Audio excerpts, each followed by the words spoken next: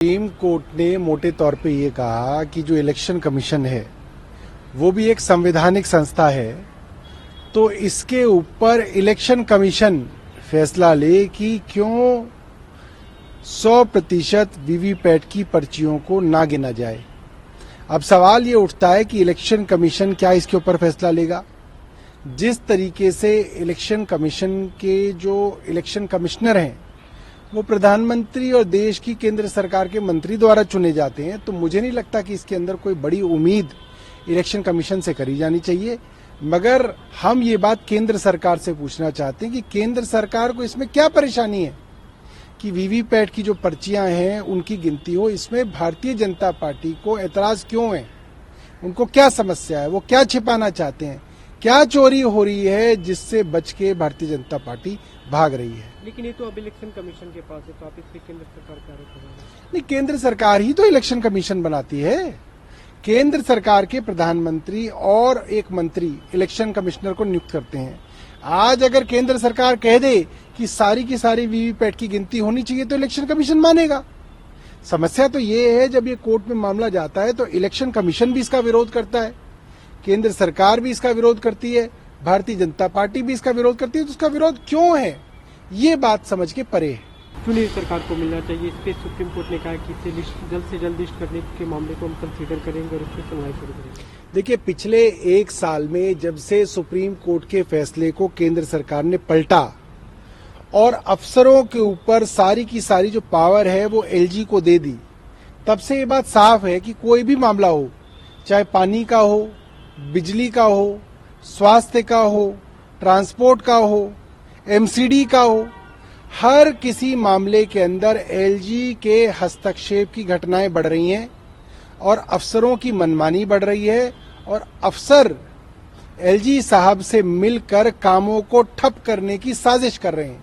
चाहे वो अस्पतालों में दवाई का मामला हो, पानी का मामला हो, सीवर का मामला हो, और ऐसे कई मामले हाई कोर्ट और सुप्रीम कोर्ट में पहुंच गए हैं। तो अब कोर्ट्स को भी मालूम है, सुप्रीम कोर्ट को भी मालूम है कि एक सर्विसेज को एलजी को देने की वजह से पूरी दिल्ली सरकार के काम को ठप करने की साजिश एलजी साहब के दफ्तर से की जा रही है। इसलिए ये बहुत जरूरी है कि इस पे सुप्रीम कोर्ट अपना बेंच बनाए और जल्द से जल्द फैसला करे। जहाँ भी आम आदमी पार्टी के कैंडिडेट चुनाव लड़ रहे हैं, देखिए, दिल्ली के लोग इस बात से बहुत व्यथित हैं कि उनके बेटे, उनके भाई, उनके नेता, उनके हीरो अरविंद केजरीवाल आज एक झूठे फर्जी मुकदमे के अंदर जेल में जबरदस्ती रखे गए हैं।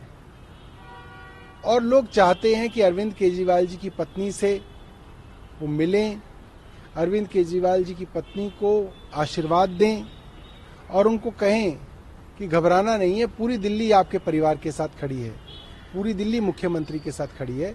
तो उस लिहाज से उनका इस प्रचार के अंदर आना दिल्ली वालों को बहुत पसंद आएगा और दिल्ली वाले चाहते हैं कि उनसे मिला जाए। लेकिन बीजेपी की तो परेशानी होगी, तो हम कोई बीजेपी को खुश करने के लिए कोई ना काम करते हैं। उनको परेशानी तो हो, उनको परेशानी होगी इसलिए क्योंकि सुनीता केजरीवाल जी के प्रचार में आने से भारतीय जनता पार्टी का नुकसान शुरू होगा, इसलिए उनको परेशानी होगी। अभी दिल्ली की 2 सीट, बाकी राज्यों में भी जाएंगी, दिल्ली की भी और सीटों पे वो जाएंगी। अभी शुरुआत में ईस्ट दिल्ली और वेस्ट दिल्ली में उनका शेड्यूल लगा है, बट शेड्यूल उनके आगे भी लगते रहेंगे। आज एमसीडी में मेयर और डिप्टी मेयर का चुनाव प्रस्तावित था, उनका चुना जाना था, लेकिन क्योंकि आप यूडी मिनिस्टर है तो इस पर स्पष्ट जवाब दे सकते हैं। राज्यपाल की तरफ से कल जो लेटर है उसमें कहा गया कि मुख्यमंत्री नहीं है, मुख्यमंत्री की तरफ से कोई लेटर नहीं आ पाया, इसलिए चुनाव नहीं हुआ और आज एमसीडी में काफी हंगामा देखने को मिला। देखिए, मैं इस बात को पूरी जिम्मेदारी से कह रहा हूं कि एलजी साहब गलत कह रहे हैं, गलत बयानी कर रहे हैं। जब पहली बार दिल्ली में मेयर का इलेक्शन होना था, आम आदमी पार्टी जीत के आई थी, तब प्रथा ये थी, परंपरा ये थी कि सीनियर मोस्ट काउंसलर को प्रिसाइडिंग ऑफिसर लगाया जाएगा मेयर के चुनाव में। सीनियर मोस्ट कौन थे? मुकेश गोयल। फाइल पे नाम किसका आया? मुकेश गोयल जी का। सीएम ने और यूडी मिनिस्टर ने किसका नाम प्रस्तावित किया? मुकेश गोयल का। मगर बनाया किसको? सत्या शर्मा को, भारतीय जनता पार्टी की एक कम एक्सपीरियंस वाली पार्षद को बनाया एलजी साहब ने। क्यों बनाया? क्योंकि बेईमानी कराना चाहते थे, बेईमानी पकड़ी भी गई। उसके बाद एल्डरमैन लगाने का मामला था, वो भी हमेशा चुनी हुई सरकार बनाती आई है। कांग्रेस के जमाने में शीला दीक्षित बनाती थी। इन एलजी से पहले हमने बनाए, 10 मनोनीत पार्षद बनाए, मगर इस बार भी चोरी छुपे एलजी साहब ने मनोनीत पार्षद भारतीय जनता पार्टी के कार्यकर्ता बना दिए, जिसके ऊपर सुप्रीम कोर्ट ने रोक लगा दी। सुप्रीम कोर्ट के अंदर फैसला लंबित है। इन दोनों मामले में आपको मुख्यमंत्री की सलाह की जरूरत नहीं पड़ी, आपने अपनी मनमर्जी चलाई। यहां पे आपने ये बहाना बना दिया कि आपको मुख्यमंत्री की सलाह चाहिए। इनको कोई सलाह नहीं चाहिए, ना इन्होंने कभी सलाह मानी है। मैंने आपको 2 उदाहरण दे दिए। सिर्फ एक दलित का बच्चा मेयर की कुर्सी पे ना बैठ जाए, इस गंदे ख्याल की वजह से भारतीय जनता पार्टी ने इस चुनाव को टाला है। उनकी एक घटिया मानसिकता, दलित विरोधी मानसिकता आज पूरे देश के सामने आ गई। और आज जिस तरीके से एमसीडी के सदन के अंदर भारतीय जनता पार्टी के पार्षद नाच रहे थे, खुशियां मना रहे थे, वो वीडियो सब जगह चल रही है, उससे पता चलता है कि मेयर इलेक्शन रद्द कराने में भारतीय जनता पार्टी शामिल थी और वो इस बात से खुश हैं कि कोई दलित का बच्चा मेयर नहीं बन पा रहा। आपकी भूमिका रोल प्ले करिए, कैसे हो सकता है?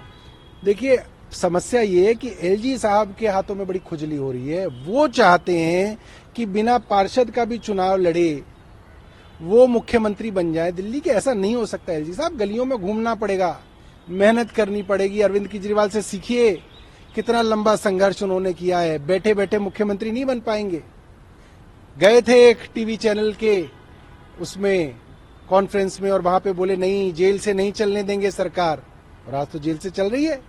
क्यों नहीं चलने देंगे? क्योंकि मन में लड्डू फूट रहे थे विनय जी के कि अब मैं दिल्ली चलाऊंगा, मगर ये बात सामने आ गई।